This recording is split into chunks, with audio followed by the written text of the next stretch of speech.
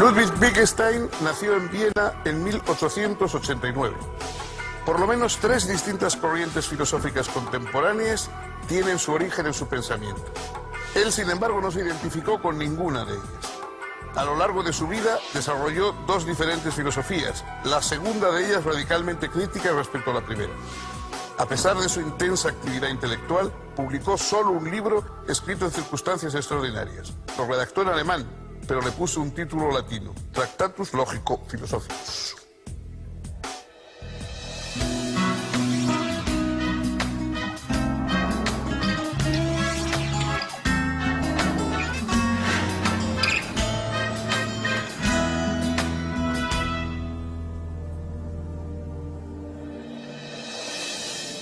¿Qué tal, amigas, amigos?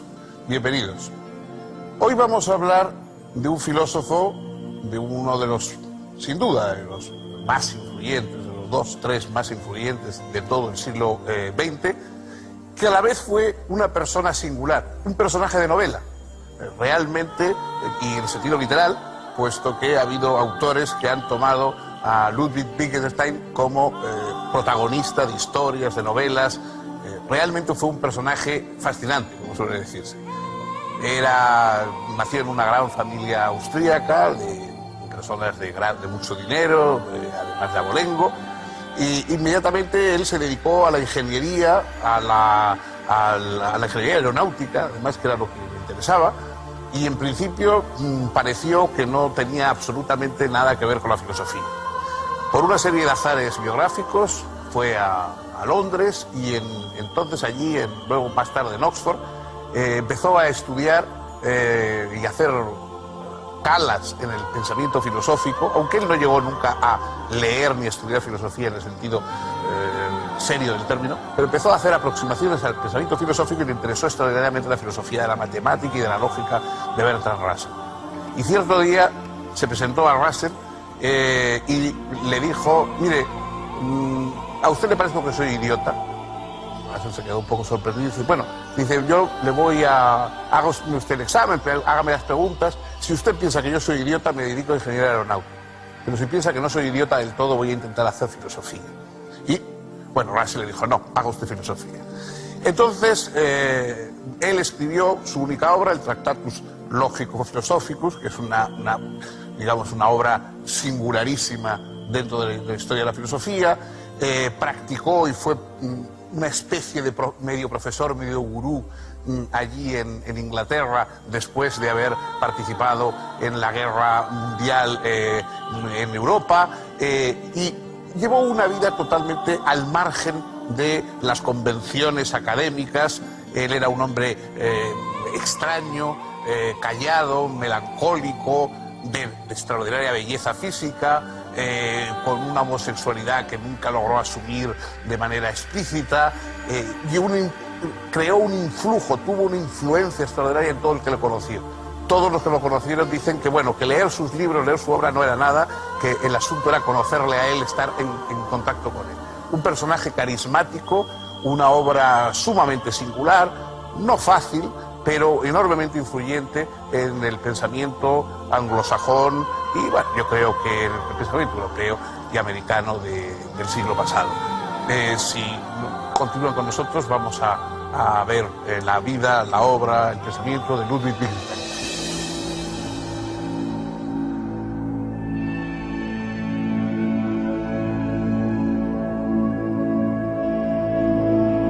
Ludwig Wittgenstein fue el menor de 8 hijos de una rica familia austríaca de ascendencia judía. Su padre era un importante industrial siderúrgico y protector de la cultura. El joven Ludwig fue educado por profesores privados hasta los 14 años. Luego cursó estudios en la Escuela Real de Linz y en la Escuela Técnica Superior de Berlín. Su formación como ingeniero lo llevó a inscribirse en la Universidad de Manchester y luego a diseñar un exitoso motor para aviones. Pronto sus intereses se desplazaron hacia las matemáticas puras y el problema de su fundamentación. El lógico alemán Gottlob Frege, internacionalmente famoso por ese entonces, le aconsejó estudiar con Bertrand Russell en Cambridge.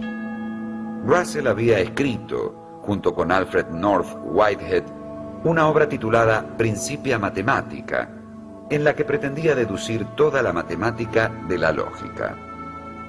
Dicho trabajo fue crucial para la constitución de la matemática contemporánea. Wittgenstein la leyó cuidadosamente y decidió abandonar la ingeniería y dedicarse a la filosofía. En 1913 murió su padre y Wittgenstein se mudó a Noruega. Construyó una cabaña en un solitario fiordo y vivió en profundo aislamiento. Durante un año aproximadamente, trabajó intensamente en diversos problemas de lógica y mantuvo correspondencia con Russell. Al estallar la Primera Guerra Mundial, se alistó como voluntario en la artillería austríaca. Durante los 4 años que estuvo en el frente, llevó en su mochila algunos cuadernos en los que anotaba sus pensamientos filosóficos. En 1918 fue tomado prisionero por el ejército italiano. En el campo de prisioneros de Monte Cassino, Wittgenstein dispuso de tiempo libre para revisar y reordenar sus apuntes. Desde su prisión, gracias a John Maynard Keynes, futuro Nobel de Economía y condiscípulo suyo de Cambridge, logró hacerle llegar una copia a Russell. El manuscrito se titulaba Tractatus Logico-Philosophicus. Wittgenstein fue liberado en 1919. En Viena, renunció a su parte de la herencia paterna en favor de sus hermanos. Se encontró con Russell en Holanda y discutió con él su trabajo línea por línea. Ciertas diferencias entre las perspectivas de uno y otro se hicieron cada vez más evidentes. El Tractatus Logico-Philosophicus fue publicado en alemán en 1921.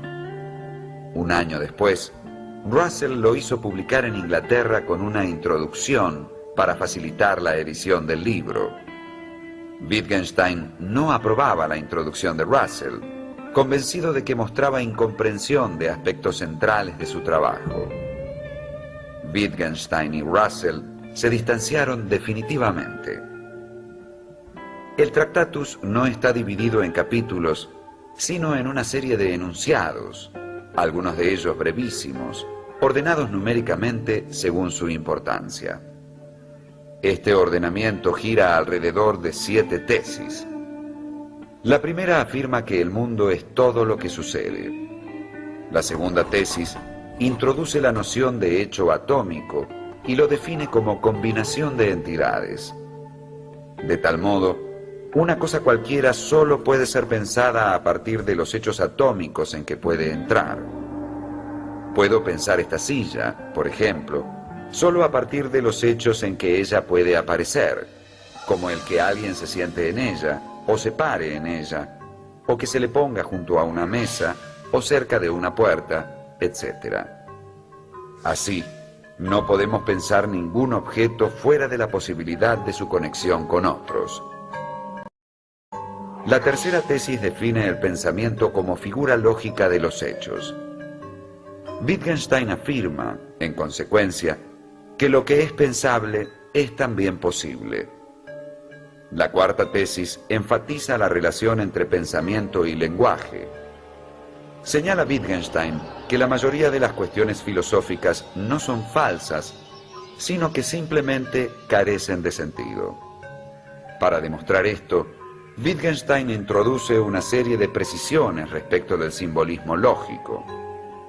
Es aquí donde el famoso proyecto de Russell de presentar un edificio deductivo de la lógica y la matemática es radicalmente criticado.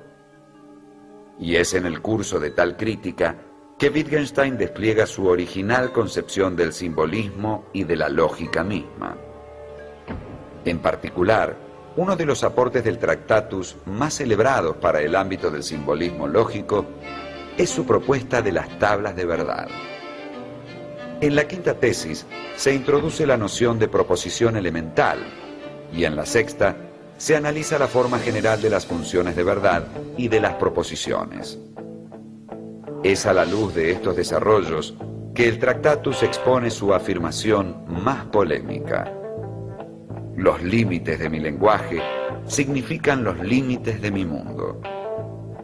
Esto significa, en primer lugar, que los límites del mundo son también los límites de la lógica. Nada podría ser ilógico, porque si lo fuera, no pertenecería al mundo. En segundo lugar, que el mundo es mi mundo, de modo tal que yo soy mi mundo. Y en tercer lugar, que el lenguaje es comprendido como esencialmente privado. Contra ello reaccionaría el propio Wittgenstein en su obra posterior. Además de ocuparse de los problemas del simbolismo lógico y de refutar breve y sistemáticamente el proyecto de los Principia Mathematica, el Tractatus intenta describir la estructura del lenguaje proposicional en general y delimitar lo que excede esa estructura.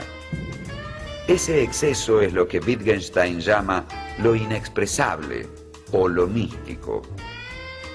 Finalmente, la última tesis del Tractatus, de lo que no se puede hablar, mejor es callarse, es quizás la más famosa. Fue entendida como una crítica al discurso metafísico, pero también podía interpretarse como un llamamiento a cierto tipo de silencio místico y a una renovada humildad del discurso humano. El propio Wittgenstein declaró en el prólogo que lo más importante de su obra no era lo que decía, sino precisamente lo que callaba.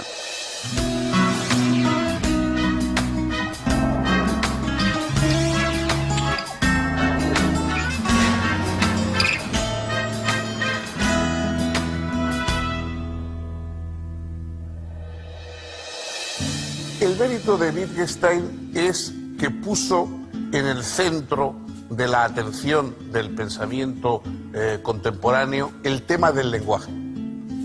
Para Wittgenstein el verdadero problema es el lenguaje. Los lenguajes que nosotros manejamos de una manera más bien espontánea y reflexiva y que da lugar a todo tipo de trampas, de equívocos, de paradojas. ¿Hay la posibilidad de hacer un lenguaje que realmente sea una verdadera descripción del mundo tal como es? Un lenguaje purificado de alguna forma de todas esas ambigüedades que lo constituyen habitualmente. El Tractatus es un esfuerzo por una teoría del lenguaje. Intenta ser una teoría del lenguaje y a través del lenguaje una teoría del mundo. Cada uno tenemos un mundo y el mundo es eso que nos viene a través de nuestro lenguaje. Las proposiciones del lenguaje representan de alguna forma el mundo que existe, incluso pictóricamente. Hay toda una aproximación pictórica, digamos, de que la propia disposición de las palabras en una frase, en una proposición, están representando el mundo en el que nos movemos. Todo el esfuerzo de Wittgenstein es por analizar y por buscar la entraña en la cual el lenguaje se relaciona con el mundo. Está, digamos, tapada por la cantidad de los diversos lenguajes que utilizamos, por sus caprichos sintácticos y semánticos, pero ¿cuál es el núcleo central? El núcleo central en el cual el lenguaje logra convertirse en reflejo del mundo. Y hasta qué punto ese mundo nos llega exclusivamente a través del reflejo de esa esencia, digamos, del lenguaje. La obra, el Tractatus, está escrito de una manera curiosa, está escrito en pequeños parágrafos numerados que dan una impresión de una obra que parece más bien un manual técnico de instrucciones de algún aparato o algo por el estilo, y ese aparato efectivamente es el lenguaje, y también con frases que tienen de vez en cuando a lo críptico y casi a lo místico, ¿no?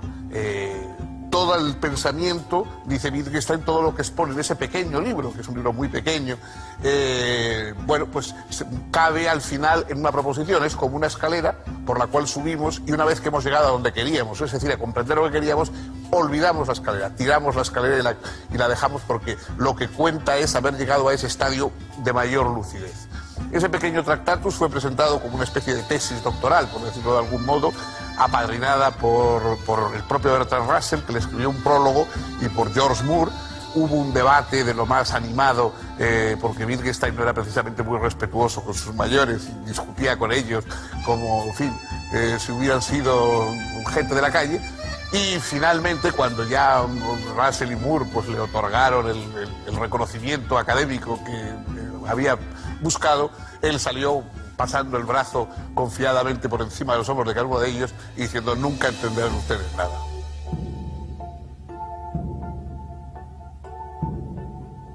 Después de esta primera incursión filosófica, Wittgenstein tuvo una serie de avatares personales, dejó su iniciada carrera académica en Inglaterra, volvió a Europa, se alistó como camillero en el ejército durante la guerra, se fue como maestro a un pueblo en Escandinavia, un pueblo perdido que había allí, y todo esto después de haber heredado, porque sus padres murieron, y heredó una de las mayores fortunas de Europa. Entonces Wittgenstein dejó todo el dinero, entregó todo el dinero y se dedicó a llevar esa vida errante, esa vida extraña, hasta que de pronto, pues por la misma brusquedad con que se había ido, volvió otra vez a Inglaterra y recuperó su contacto con la filosofía. Pero venía con una filosofía completamente diferente, con una filosofía, al contrario, que desmentía la primera que había tenido. En vez de buscar un lenguaje perfecto al margen de la turbulencia de los lenguajes reales, dijo: no, solo existen los lenguajes reales, los lenguajes que utilizan, y lo que tenemos que hacer es comprender el mundo a través de esos lenguajes. Es decir, cada uno de esos lenguajes está indicándonos perspectivas sobre el mundo, y entonces empieza a analizar los juegos del lenguaje, los juegos cada uno de los juegos que jugamos al hablar, porque al hablar estamos jugando con el lenguaje, estamos jugando a decir, jugando a seducir, jugando a amenazar, jugando a investigar. Todos son juegos diferentes y las palabras cobran sentido dentro del juego que nosotros estamos haciendo con ellas, porque no hay más lenguaje que el lenguaje que se comparte con los demás. Hay una crítica muy acerada en Wittgenstein del lenguaje, de la idea de un lenguaje privado. Nadie puede tener un lenguaje de significados privados, porque significar quiere decir que uno adopta un símbolo y lo comparte con otros que entienden ese significado. Esta segunda filosofía, de alguna forma, es lo contrario, desmiente la filosofía del anterior, pero también, por otra parte, la prolonga y la complementa. En la primera filosofía de Wittgenstein fue aceptada por los neopositivistas, por la Escuela de Viena, por los Maurice Schlick, Carnap, etcétera, que le consideraron un avance importante. Esta segunda dio lugar a toda una corriente, lo que se llama la filosofía analítica, la escuela de Cambridge, y toda una gran corriente de filosofía anglosajona que prácticamente ha llegado hasta nuestros días.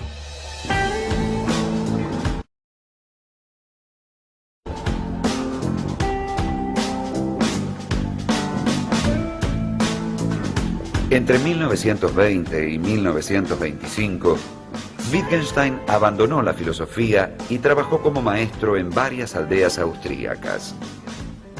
En 1926, ingresó como jardinero en un monasterio cerca de Viena. También se dedicó a diseñar y construir una casa para una de sus hermanas, tarea que lo ocupó durante 2 años. En 1927 conoció al filósofo Moritz Schlick y a través de él a Rudolf Carnap y Friedrich Waismann. Se reunió periódicamente con ellos y comenzó nuevamente a discutir problemas filosóficos. En estas discusiones, Wittgenstein sintió una creciente insatisfacción con las doctrinas del Tractatus que tanto maravillaban a sus amigos. Decidió que su trabajo no estaba terminado. En 1929 regresó a Cambridge y obtuvo el doctorado en filosofía. Dio una importante disertación conocida como Conferencia sobre Ética y comenzó a dictar clases reducidas que pronto se hicieron famosas. Comenzó a circular el rumor de que Wittgenstein estaba desarrollando una filosofía radicalmente diferente de la del Tractatus.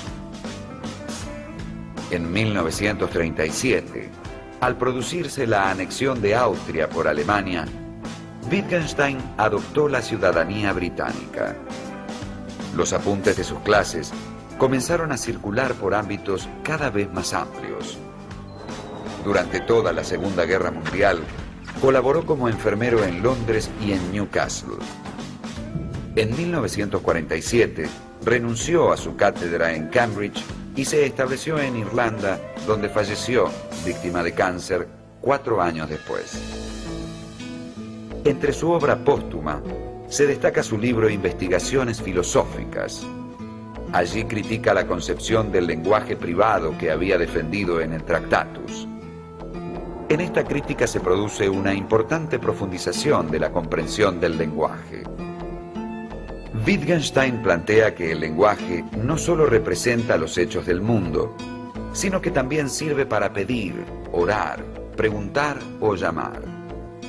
No puede reducirse, pues, el fenómeno lingüístico a la función descriptiva o informativa.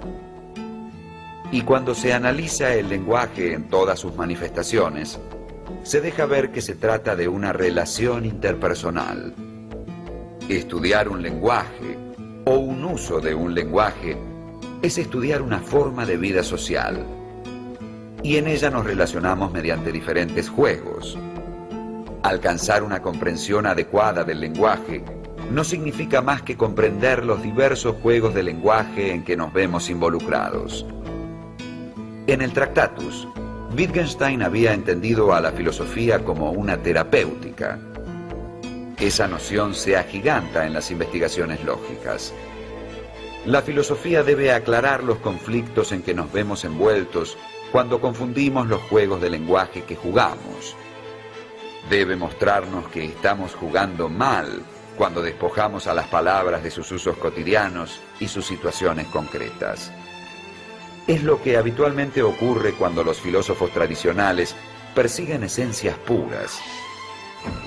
En realidad, no hay un orden perfecto a descubrir, sino una innumerable dispersión de órdenes posibles establecidos desde los juegos de lenguaje en que cotidianamente participamos y las respectivas prácticas sociales. Aquí se anudan el Tractatus y las investigaciones, en la noción de que la filosofía no es, en última instancia, una teoría o una doctrina, sino una actividad.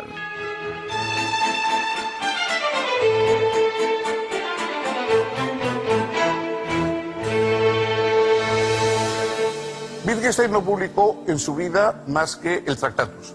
Las otras obras que han ido apareciendo, las investigaciones filosóficas, los cuadernos azul y marrón, en fin, todas las otras obras son obras apuntes de sus oyentes que tomaron durante sus clases, apuntes que él hacía para ayudarse al dar sus charlas, alguna conferencia, en fin, textos, digamos, más o menos debidos a su pluma, aunque a veces no directamente, desde luego que él no vio nunca editados. En su primer momento el impacto de la personalidad de Wittgenstein, el hecho de que tenía un grupo de adoradores que le seguían verdaderamente como si fuera, pues eso, no un filósofo, sino un gurú, sino un personaje místico, esa influencia fue extraordinaria. Cuando se anunció que iban a salir editadas las investigaciones filosóficas, que no es un libro precisamente divertido ni de Harry Potter, en las colas en Cambridge, en todas las grandes librerías, se formaron unas colas inmensas desde madrugada de todos los adictos a Wittgenstein que querían inmediatamente tener la obra de este pensador singular.